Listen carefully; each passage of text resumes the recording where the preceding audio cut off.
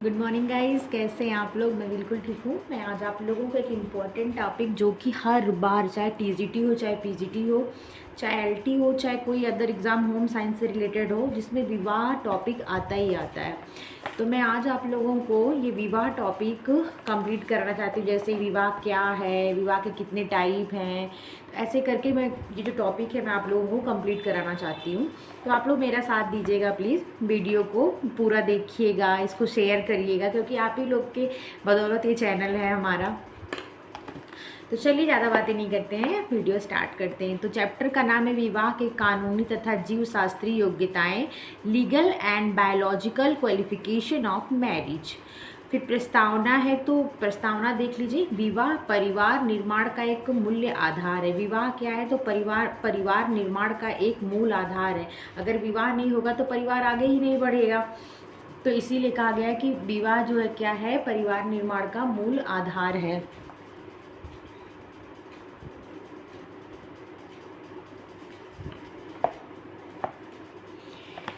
फिर आगे है कि विवाह के बिना एक सुखी गृहस्थ जीवन के बारे में विचार भी नहीं किया जा सकता। प्रत्येक समाज में विवाह अनिवार्य है और विभिन्न रीतियों द्वारा विवाह संपन्न होता है।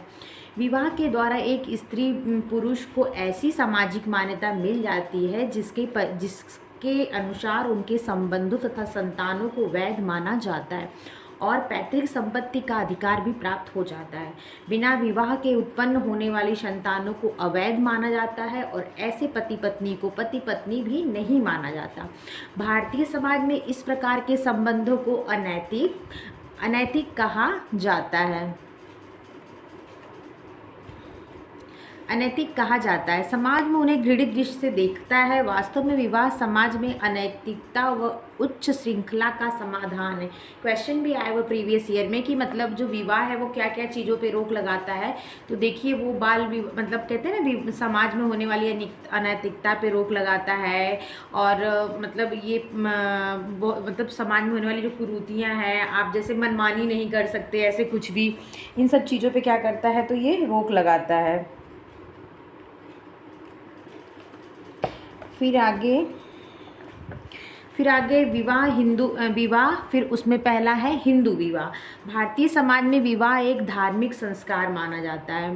भारतीय समाज में विवाह को क्या माना जाता है, तो एक धार्मिक संस्कार माना जाता है। विवाह के उपरांत ही परिवार का निर्माण होता है।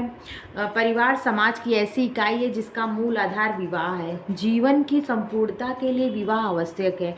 भिन्न संस्कृति और वातावरण के आधार पर विवाह के स्वरूपों में अंतर अवश्य दिखाई देता है, किंतु उसके उद्देश्यों में समानता है।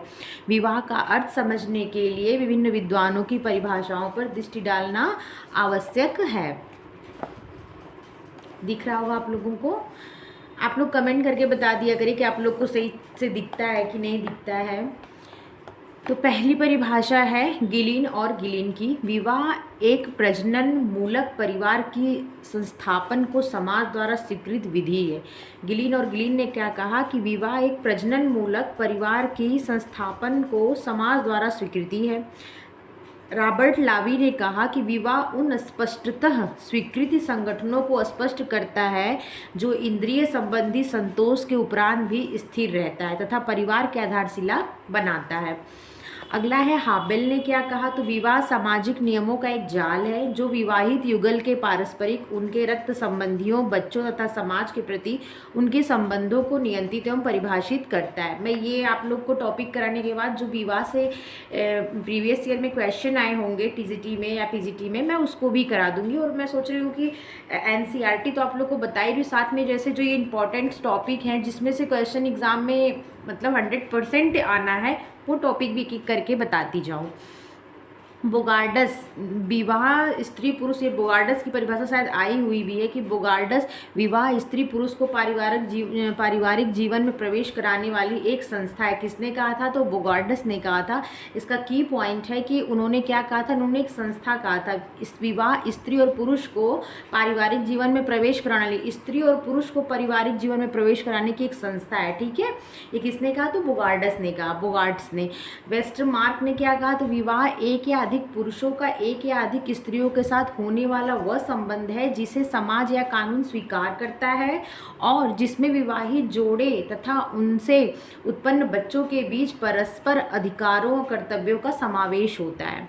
उपयुक्त परिभाषाओं से स्पष्ट होता है कि मनुष्य की काम वासना तृप्ति को सामाजिक रूप प्रदान करने में विवाह का योगदान अद्वितीय रहा है। इसने मनुष्य की पाश्विक प्रवृत्ति और लैंगिक संबंधों पर सामाजिक अंकुश लगाकर परस्पर संघर्ष की स्थिति को समाप्त किया। अगर समाज में ऐसे छोड़ दिया जाए फ्री होके कि आप किसी के भी साथ रहिए, किसी के भी साथ संबंध बनाइए कहीं पे, तो समाज में क्या होगा, बैलेंस बिगड़ जाएगा। तो जो ये विवाह है उसने क्या किया है कि बहुत सारी चीज़ों पे अंकुश लगाया, समाज को स्थिरता प्रदान किया। वरना बच्चों मतलब होता नहीं, अभी भी ऐसे ही मतलब जनसंख्या विस्फोट, फिर वैसे क्या होगा जब किसी चीज़ पे नियंत्रण नहीं रहेगा तो क्या होगा, समाज में स्थिरता मतलब ख़त्म हो जाएगी। वही बात कह रहा है। तो ये सब पॉइंट बन सकते हैं आपके एग्जाम में ऑप्शन के तौर पे। अगला है हिंदू विवाह। जहाँ तक हिंदू विवाह का प्रश्न है, यह प्राथमिक उद्देश्यों की दृष्टि से अन्य समाज के विवाहों के समान होते हुए भी समस्त सभ्य समाजों में अपना एक विशिष्ट स्थान रखता है। एक मिनट रुकिए, मुझे लग रहा है सही से दिख नहीं रहा है।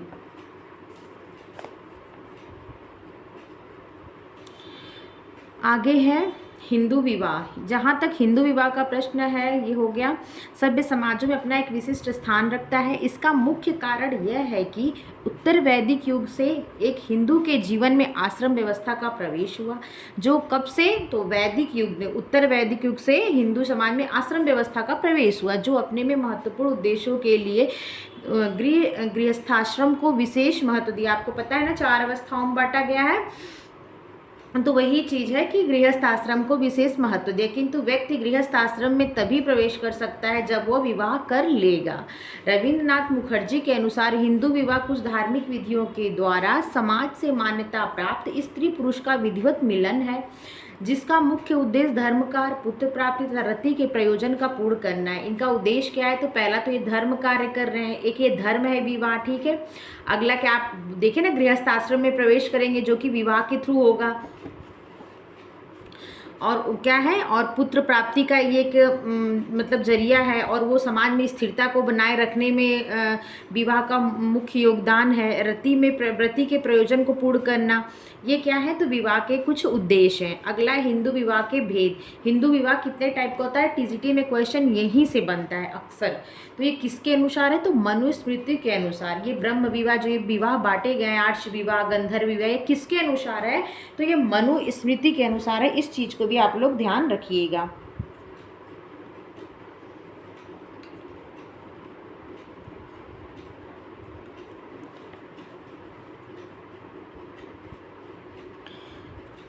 मनुस्मृति के अनुसार हिंदू विवाह में निम्न प्रकार के विवाह आते हैं। नंबर 1 कौन सा विवाह है, तो ब्रह्म विवाह, जिसे याज्ञवल्क्य के अनुसार ब्रह्म विवाह आता है, पहला विवाह। याज्ञवल्क्य ने इस विवाह को क्या कहा है, तो ब्रह्म विवाह उसे कहते हैं जिसमें वर को बुलाकर अपनी शक्ति के अनुसार अलंकारों से अलंकृत कर कन्यादान किया जाता है। ऐसे विवाह से उत्पन्न पुत्र 21 पीढ़ियों को पवित्र करने वाला होता है। ब्रह्म विवाह याज्ञवल्क्य ने क्या कहा है, तो उन्होंने कहा है कि जिसमें वर को बुलाया जाता है, ठीक है, वर को क्या किया था, बुलाया जाता है, जैसे हमारे यहाँ शादियाँ होती, ठीक है। फिर अपनी शक्ति अनुसार क्या किया था, उनको कन्यादान किया जाता है, और इससे क्या होता है, 21 पीढ़ियों को इसका फल मिलता है। समस्त हिंदू विवाहों में ब्रह्म विवाह को श्रेष्ठ माना जाता है। देखिए, ये भी यहाँ से भी क्वेश्चन बन सकता है कि समस्त हिंदू विवाह में किस विवाह को श्रेष्ठ माना जाता है, तो हिंदू विवाह को श्रेष्ठ माना, ब्रह्म विवाह को क्या किया था, श्रेष्ठ विवाह माना था। जो प्रॉपर हिंदुओं में यही शादियाँ, मतलब यही शादियाँ होती है। फिर अगला, और ये प्रचलित भी, देखिए लिखा है कि सामान्यतः क्या है, तो ये प्रचलित भी है। फिर अगला है दैव विवाह, ठीक है, जिसे गौतम और याज्ञवल्क्य के अनुसार किसी सत्कर्मी वैदिक यज्ञकर्ता अथवा पुरोहित को अलंकारों आदि से सुसज्जित कन्या का दान ही दैव विवाह है। क्या पुरोहित हो, कोई यज्ञकर्ता हो या पुरोहित हो, प्राचीन समय में यज्ञ और धार्मिक अनुष्ठानों का अधिक महत्व था, अतः यज्ञकर्ता के साथ ही यजमान अपनी कन्या का विवाह कर देता था। आज के टाइम में यज्ञ कौन करता है? तो हमारे यहाँ जो पंडित जी आते हैं, ठीक है, मतलब उस टाइप के लोग जो विद्वान होते थे। तो वही चीज़ कह रहे कि कोई पुरोहित यज्ञ करता हो तो उनको अपनी बेटी का दान करना, वो कौन सा विवाह करता था? तो दैव विवाह कहलाता था। किंतु वर्तमान समय में न तो यज्ञों का उतना महत्व है और न ही दैव विवाह का प्रचलन भी है। वैदिक यज्ञों के साथ साथ दैव विवाह लुप्त हो गया। अगले तीसरा नंबर क्या आता है? तो आर्ष विवाह। मनु के अनुसार गाय बैल का एक जोड़ा वर के द्वारा धर्म कार्य हेतु कन्या के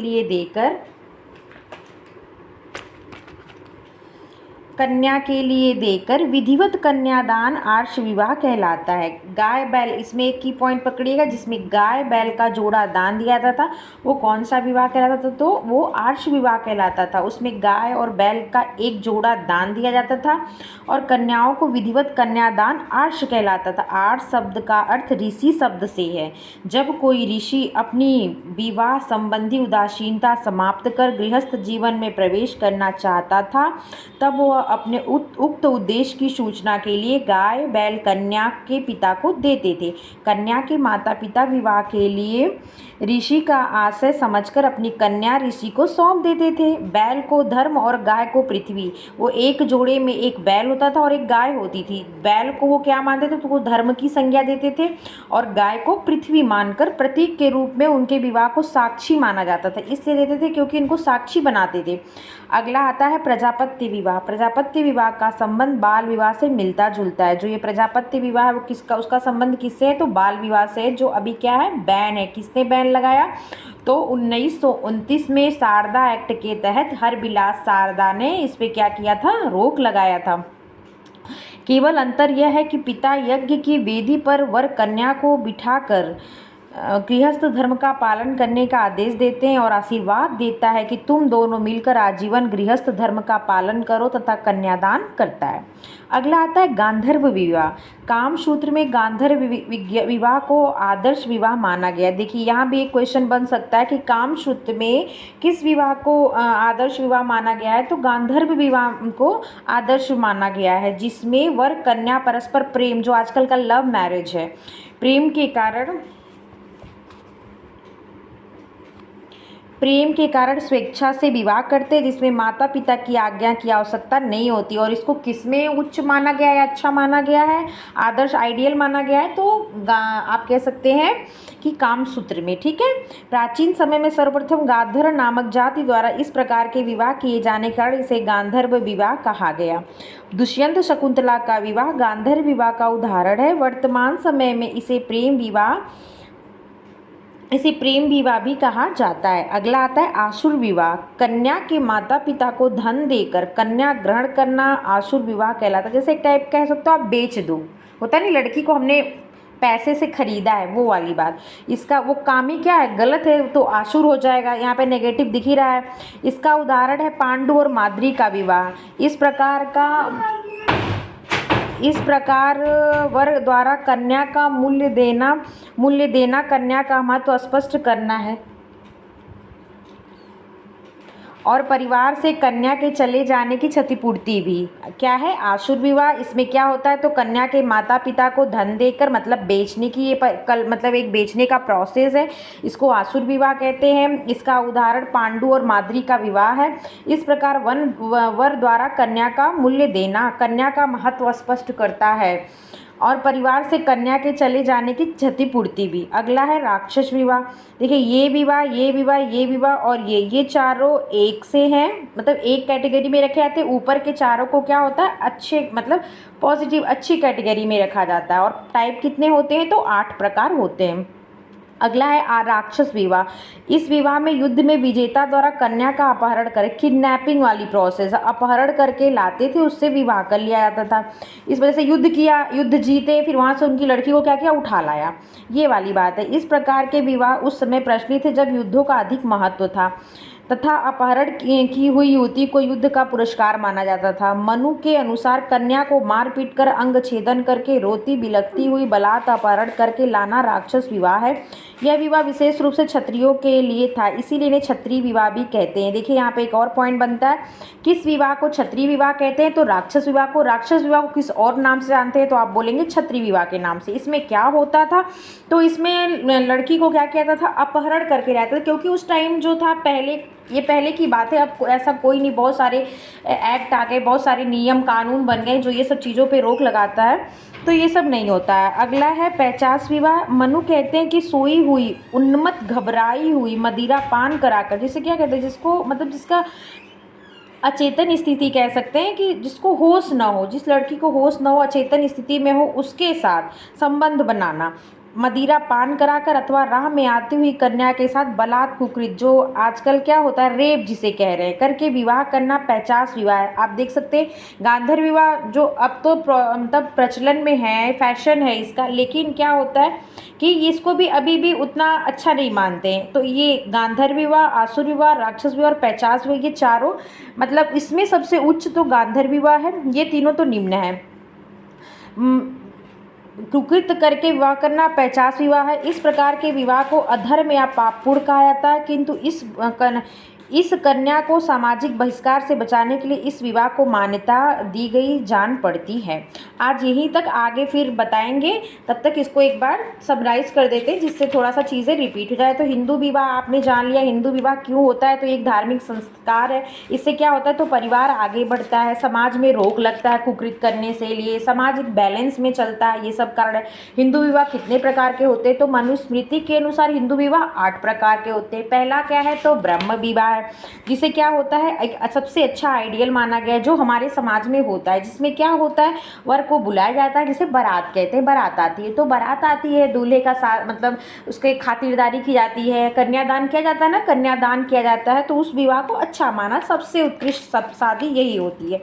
उसके बाद दैव विवाह आता है, तो जो पहले पुरोहित या यज्ञ होता था, तो उनसे अगर जो विवाह होता था तो उसे दैव विवाह कहते थे। इसमें एक जोड़ी मतलब ये गाय और बैल दिया जाता था, जिसमें से गाय को पृथ्वी और बैल को धर्म कुछ बनाकर साक्षी मानते थे। अगला आता था प्रजापत्य विवाह, नहीं फिर ये दैव विवाह तो इसमें नहीं होता था, आर्ष विवाह में ये प्रोसेस होता था, गाय बैल का एक जोड़ा दान दिया जाता था, ठीक है। फिर अगला आता है प्रजापत्य विवाह, जिसे बाल विवाह, आज का बाल विवाह जो है प्रजापत्य विवाह का ही स्वरूप है।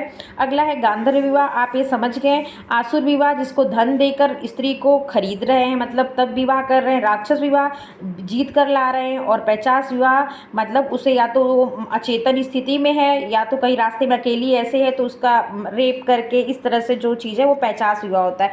एक चीज़ और है कि क्षत्रिय विवाह को किस विवाह के नाम से आते हैं, तो राक्षस विवाह, राक्षस विवाह को और किस नाम से आते हैं, तो क्षत्रिय विवाह। आज बस इतना ही। अगर आपको मेरी वीडियो अच्छी लगी तो लाइक शेयर सब्सक्राइब कर दीजिएगा, और ठीक है, देखने के लिए थैंक यू।